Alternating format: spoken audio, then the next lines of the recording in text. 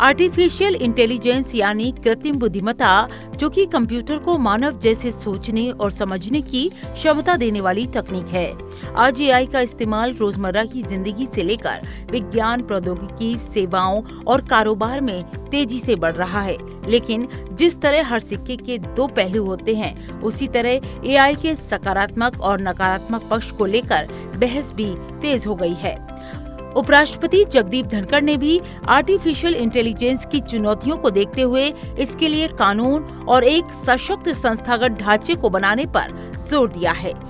उपराष्ट्रपति सांसद सुजीत कुमार की पुस्तक एआई ऑन ट्रायल के विमोचन के मौके पर लोगों को संबोधित कर रहे थे। उपराष्ट्रपति ने कहा कि आर्टिफिशियल इंटेलिजेंस को कानून के दायरे में लाना चुनौतीपूर्ण है, लेकिन बेहद जरूरी है। AI, the gene, is out of the bottle,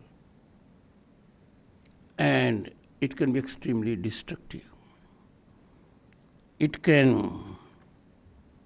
create havoc if not regulated. In the age of deepfakes, working of deep state, wokeism, these menacing trends can get wings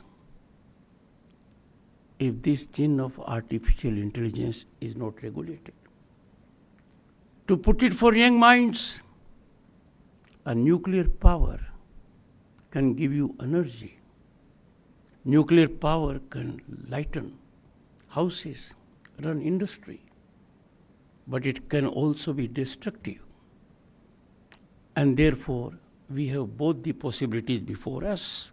Friends, in conclusion, the topic of regulation of AI will determine the kind of society we aspire to be. It has become a most important factor where we will be.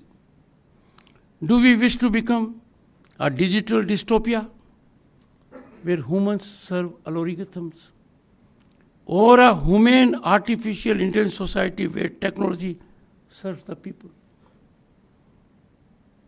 The choice is ours. The choice is well known. There is nothing in artificial intelligence. It is far away from the human mind. So we must use capacity of human mind to regulate this gene, artificial intelligence. It is on trial as per the book. Let artificial intelligence not put us on trial. I'm extremely happy to release this book. It will be an eye-opener to everyone in all spheres of life. I wish the authors success for their next venture. उपराष्ट्रपति ने AI को विनियमित करने और नवाचार को बढ़ावा देने के बीच सही संतुलन बढ़ाने पर जोर दिया। Regulating artificial intelligence is daunting, frightening, but imperative. Right balance will have to be struck between regulating artificial intelligence and fostering innovation. This is fundamental. Over-regulation can choke, like over-disciplining a child.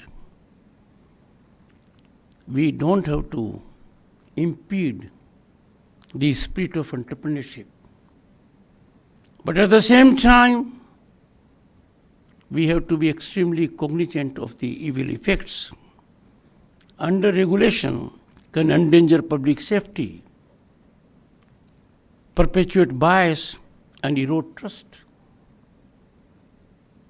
The author in his address had reflected on these problems. We must therefore design regulation as a scaffold, not a cage.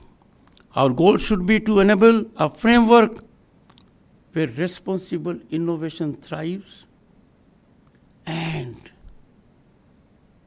sinister designs, pernicious designs are neutralized. A risk-based, sector-specific, and principle-driven approach may serve us well in this regard. For instance, the level of scrutiny required for AI used in medical diagnostics should differ from the artificial intelligence curating social media feeds. उपराष्ट्रपति ने artificial intelligence जैसी गतिशील तकनीकी के लिए एक चुस्त और सशक्त संस्थागत ढांचे की जरूरत बताई। Now, artificial intelligence, disruptive technologies are like another industrial revolution. There is paradigm shift every moment. We seem to be on quicksand when it comes to technological changes. Changes are taking place by the hour. I can say by the seconds. Therefore, to regulate something that is as dynamic as artificial intelligence, we need an agile and empowered institutional framework. A national artificial intelligence authority or commission, independent but accountable with representation from government, industry, academia, and civil society could serve as a think tank, watchdog and enabler. उपराष्ट्रपति ने cyber संप्रभुता को महत्वपूर्ण बताते हुए कहा कि artificial intelligence के क्षेत्र में एक वैश्विक नियम आधारित व्यवस्था होनी चाहिए।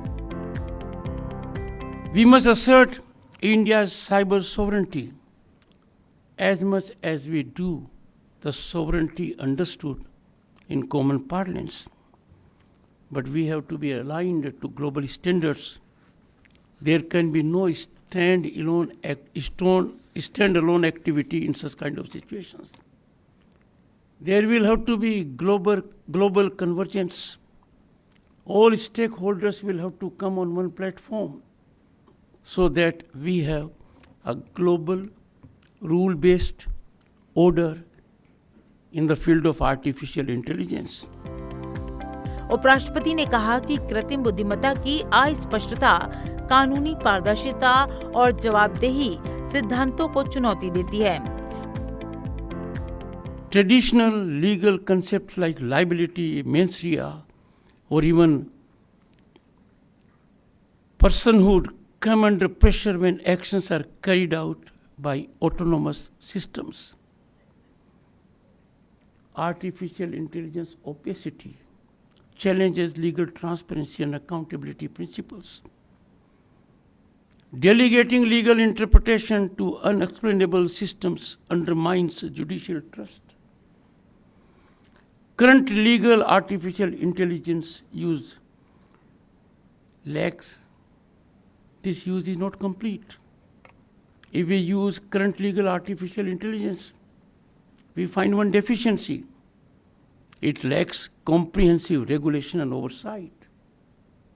There is urgent need for standards and safeguards to prevent consequences of unregulated artificial intelligence.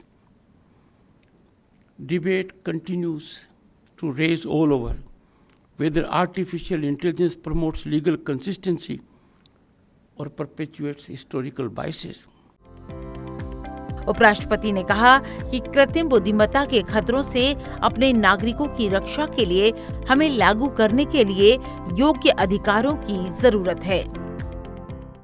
I am sometimes surprised when I use my mobile phone, go to some application. There is pressure. I agree. Now, in utter helplessness, you concede a very personal ground. Unknowingly, you are lured or forced. Otherwise, the utilization doesn't fructify with ease. Consent cannot be in opaque and obtuse terms of service. Anonymization, data minimization, and purpose limitation must be rigorously enforced. The regulation of artificial intelligence must be very transparent. It must go hand in hand with reskilling and workforce planning. as artificial intelligence displaces certain tasks, it will. Because it has come to your house, come to your office. It does jobs sometimes better than human resource. And then an impression is gathered. Are we risking the jobs of people who work? Maybe in some situations, but then it does offer vistas of involvement. We must look in that direction. This requires that we must invest very heavily in education, vocational training, digital literacy, particularly for those who are marginalized, who are vulnerable, who need hand-holding situations. Artificial intelligence, the governance part of it, I say it after deep thought, cannot be left only to technocrats or corporations. Democratic oversight is quintessence of democracy. Citizen engagement and transparency are essential. India's parliamentary committees, judicial forums, and civil society all are stakeholders. They must converge to secure the citizen against evil effects of artificial intelligence. उपराष्ट्रपति ने न्यायपालिका और विधायिका में भी AI के इस्तेमाल पर जोर दिया। Therefore, time has come. These institutions also, one, to apply technology like artificial intelligence, to enhance, to secure cutting edge in their administrative working and in delivering in their core areas, like judiciary has to deliver through judgments, legislature has to do it through legislation, and holding the executive accountable. But similarly, and it is undoubtedly a considered preposition in all democratic nations, executive governance is the only way of life. Because people elect their representatives for governance and for legislation. But those who have the numbers get into executive seat, form governments. If executive function is performed not by the government but by legislature or by judiciary, where is the accountability?